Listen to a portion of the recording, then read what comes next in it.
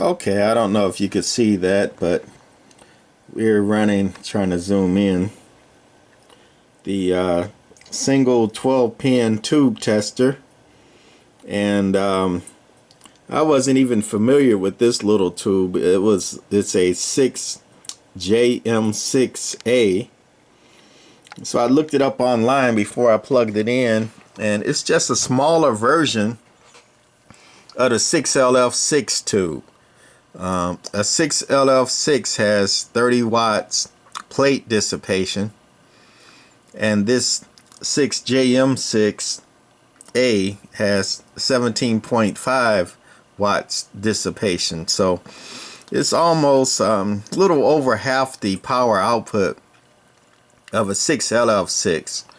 And on Facebook and some other places, might have been YouTube too, I was having a disagreement with somebody who wants to put the smaller tubes in a tram D201 and a D201A. Instead of using the big 6L6 as a modulator, they wanted to put in a smaller 6DG6 and another tube that is, equally small. And I said, I don't like doing that because it kills the modulation and the headroom. And they said, no, it don't, yada yada, and they don't care about, swing and headroom. And I'm like, that's crazy to me. You killing the audio.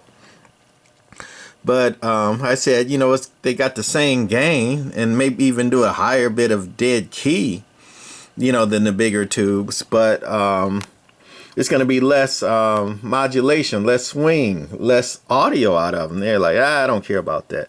So anyway, I just did a video on the M2057 in the same amplifier, running about 800 volts, which is not, terribly high for a sweep tube amplifier. One tube, one wide in, swinging to 10. So not pushing it hard. And with the M2057, a good one, I was getting about, 110, 115 RMS, almost 200 peak. Then I plugged in this, new, tested new 6JM6. And, let's see what we get. Now, remember the M2057 with one wide in keyed at 10. And it swung to about 120. So what you think this 6JM6 is going to do?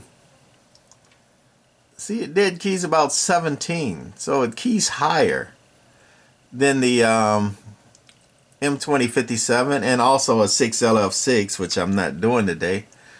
And a 6LF6, a good one will whistle to about 100.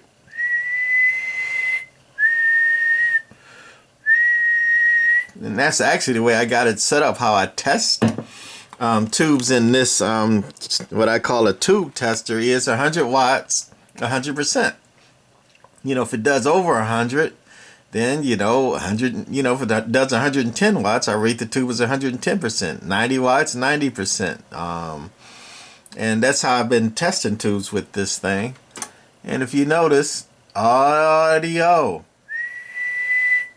This one barely does 60. Even though it's got the higher dead key, it's got no swing to it. Got no audio. Again, 1 watt going in, swinging to 10. A dead key's 20, which is higher, but it swings less. I don't like smaller tubes. A regular 6LF6 one would swing to 100 and dead key a little less, and the M2057 swung over 100.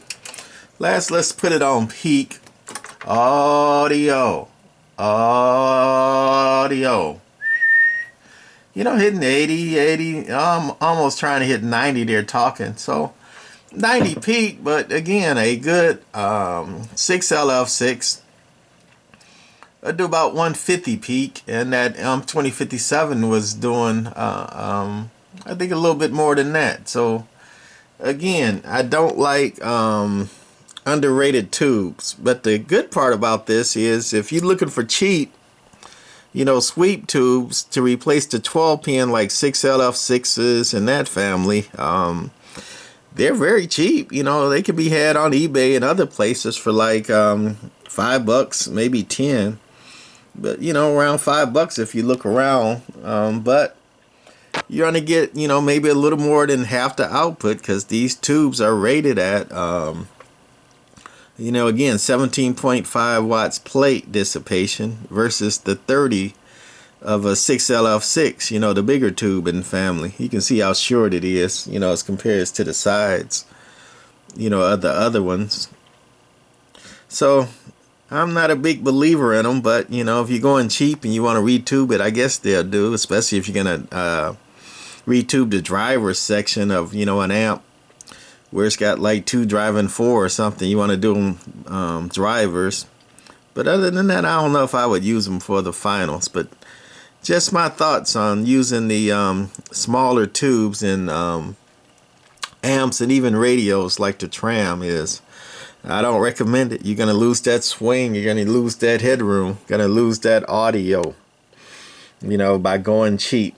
Well, I guess that's what mud ducks do, in my opinion. All right, that's it on this one. Bye.